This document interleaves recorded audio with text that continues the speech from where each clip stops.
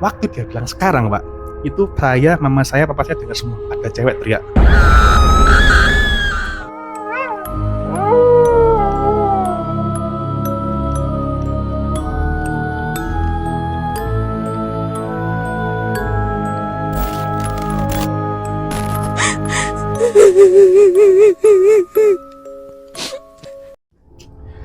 Selamat malam semuanya, Pak Christian. Luar biasa. Sesuai janji kita Pak Christian ya.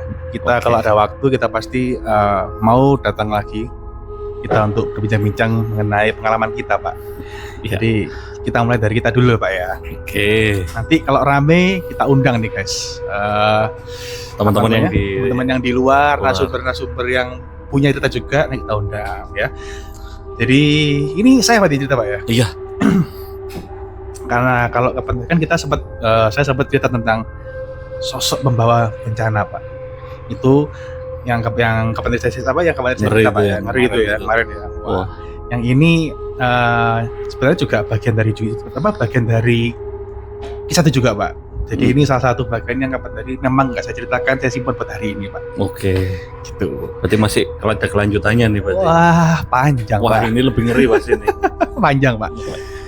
Jadi hari ini Pak Christian, saya tuh mau bercerita ini nggak banyak, cuma satu sosok Pak. Tapi cukup ngeri Pak. Saya nggak tahu namanya apa, tapi kita sekeluarga memanggil dia sosok kepala miring Pak. Sosok kepala miring. Jadi ini kita tarik ulur mundur Pak ya. Ini terjadi di tahun 2000-an, 2002 nggak salah Pak. 2002 atau 2003. Saya masih SMP 1 Pak. Jadi setelah kisah yang kemarin, selesai ini Pak, over ya. Tapi ternyata nggak selesai Pak. Ternyata itu nggak selesai. Masih berlanjut. Bahkan bisa dibilang lebih ngeri Pak. Lebih ngeri Pak. Jadi ceritanya itu pada suatu malam kita itu habis pulang dari pergi Pak. Saya, mama saya, papa saya, adik saya itu habis jalan-jalan. Kita pulang sampai rumah itu jam 8:30 malam Pak. Saya sama adik saya itu siap-siap mau tidur ya kan.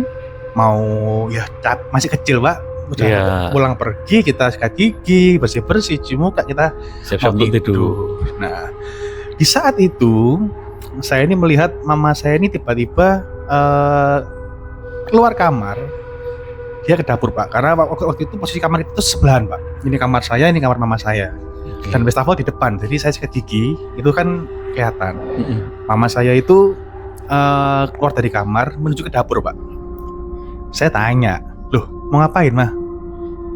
Ini cucian daripada numpuk, mending cuci sekarang daripada besok. Oh ya udah. Saya sikat gigi sama adik saya, udah selesai semua. Kita masuk kamar, tutup. Saya kan taunya mama saya di dapur kan, dapur cuci-cuci. Nah, memang di atas dapur saya ini itu ada loteng Pak, menuju ke tempat ke tempat buat jemur baju, jemur pakaian Pak. Jadi persis ini dapur, di atasnya itu ada tangga Pak ke atas untuk ke tempat jemur baju. Cuci-cuci itu di atas Pak. Itu selang 5-10 menit saya tidur, saya di kamar, lampu udah saya matikan ya Pak. Saya masih denger nih suara mama saya cuci piring. Tiba-tiba Pak, yang saya kira rumah itu sudah damai, sudah nggak ada apa-apa, sudah bersih lah itu Pak. Sudah bersih saya kira. Mama saya teriak Pak. Tapi jujur waktu teriak pertama saya nggak terlalu ngeri karena itu kan sudah lama ceritanya Pak. Saya kira mungkin nggak kecoa atau tikus atau apa. Saya cuman, loh kenapa mama? Tapi ternyata nggak berhenti Pak. Tolong, lari sambil lari. Jadi dia teriak sambil lari Pak. Kan suara kan jalan Pak. Tolong. Wah ini bukan kecoa ini Pak. Saya keluar, loh mah kenapa mah? Saya buka pintu, lihat mama saya. Mama saya itu sudah bersimpuh di lantai Pak. Kayak orang lemes loh Pak. Bersimpuh di lantai, tangannya masih penuh sabun sambil bawa piring. Untuk nggak pecah piringnya? Nggak pecah Pak. Mama saya masih bawa piring, tangannya penuh sabun, bersimpuh, matanya kayak kosong, kayak panik gitu loh Pak. Ketakutan. Papa saya keluar, tanya, loh kenapa? Gitu. masih nggak bisa ngomong. Ditenangin, dikasih minum, gemeter pak. Tangan Iya, tuh iya. gemeter. Takutan gitu. Saya udah mulai ke flashback yang Dulu-dulu kapan nih, dulu iya. kan pak. Wah ini berarti kok gini lagi rumah saya. Kasih minum, udah tenang. Papa saya tanya, kenapa? Ada apa di dapur? Mama saya tuh cerita pak. Jadi gini, waktu itu mama saya kan cuci piring. Biasa nggak ada feeling apa-apa, cuci piring. Udah cuci piring. Tiba-tiba itu di atas, kan saya tadi bilang kan di atas ini ada tangga kan pak. Ada tangga, Tangga, kan? betul, ada tangga. Ada orang manggil "Shh, shh," Di atas tangga di itu. atas tangga. Mama saya yang pertama tuh nggak dihiraukan pak. Mungkin juga karena takut pindang cepat selesai, Iya. ya nggak dihiraukan. Tapi semakin nggak dihiraukan pak, semakin keras pak.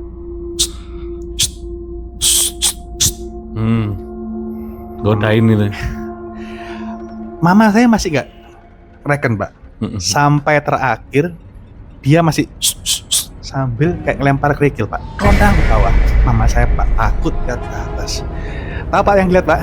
Ini Ya. ngeri nih kayaknya nih. Begitu ada batu kerikil kondang jatuh ke bawah, mama saya noleh ke atas. Di atas loteng tuh pak, Iya. ada cewek baju putih rambutnya panjang gini pak, Liatin. nginceng dari atas tangga, liatin mama saya nyuci. Mama saya lari pak, terbirit akhirnya jatuh Sampai tersimpuh. lemes. Tangan masih megang piring, masih sabun semua pak. Lemes. Cewek bajunya putih rambutnya panjang, dingkluk gini pak. Apa dingkluk tuh ya istilahnya, meringkuk pak ya, Iya. lihat bawah gini Lihat pak. bawah. Jadi kayak teman-teman bisa bayangin ya, ini tangga, ini Turunan tangga gitu ya. dia gini nginceng mama saya lagi Nyuci. cuci pak. Sudah tenang tapi masih ketakutan pak. Iya. Dan nggak cuma mama saya loh pak, akhirnya sekeluarga takut. Juga. Papa saya yang mana Tadinya berani juga. lo iya ta kayak gitu pak tuh, iya ta. Akhirnya kita memutuskan untuk didiemin dulu pak, karena mungkin kita papa saya mikir coba ya kalau memang dia ganggu lagi kita usir, tapi kalau nggak ada apa-apa ya sudah biarin aja. Karena papa saya masih mikirnya kalau bisa hidup berdampingan ya nggak apa-apa, jangan ganggu, karena ya memang ada pak. Iya, iya. Selang 2 minggu pak, jadi agak lama. 2 minggu setelah kejadian itu, semenjak itu mama saya kalau cuci piring nggak berani malam-malam pak. Beraninya di siang hari, pagi hari lampu nyala semua. Ya. Nah, jadi semenjak 2 minggu itu mama saya lagi memberanikan mental untuk berani ke dapur lagi. Trauma kan pak, cewek Iya. ya. Setelah 2 minggu akhirnya dia berani pak.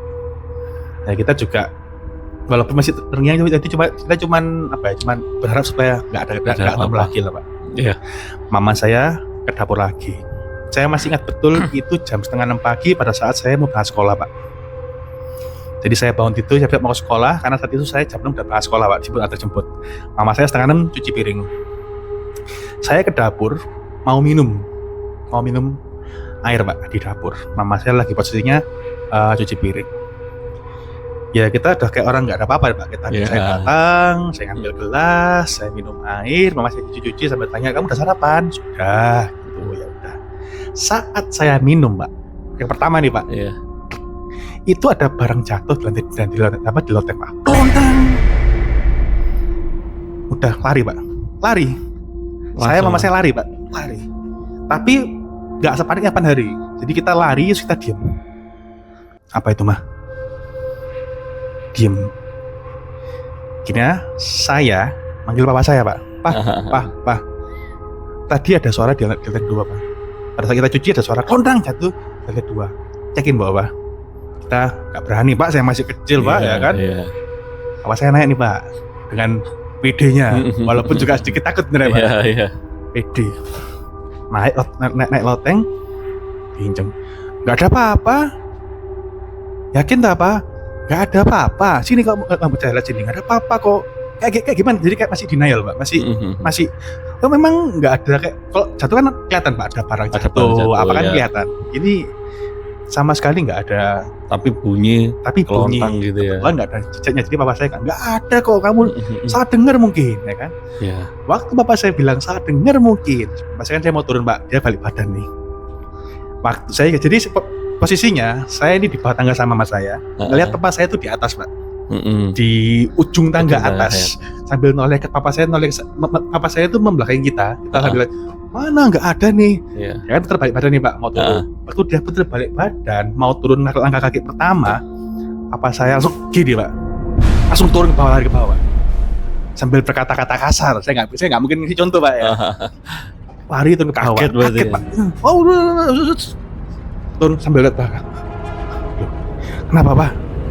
Tuin. Mama saya juga. Loh, kenapa? Ada apa?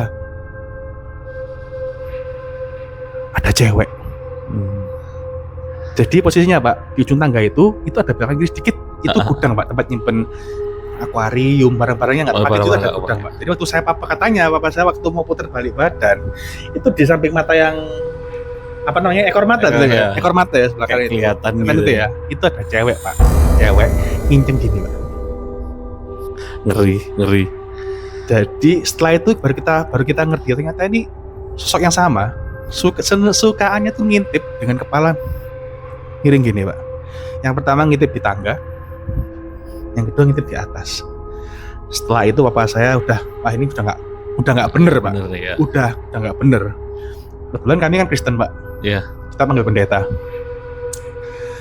pendeta, datang ke rumah, ya seperti biasa didoakan, dan pada pendeta saya itu bawa kayak semacam apa, Pak, ya, kayak pohon apa, daun malam mungkin ya, daun malam dipercikkan, ya, gitu dipercik ya. itu, Pak. Iya.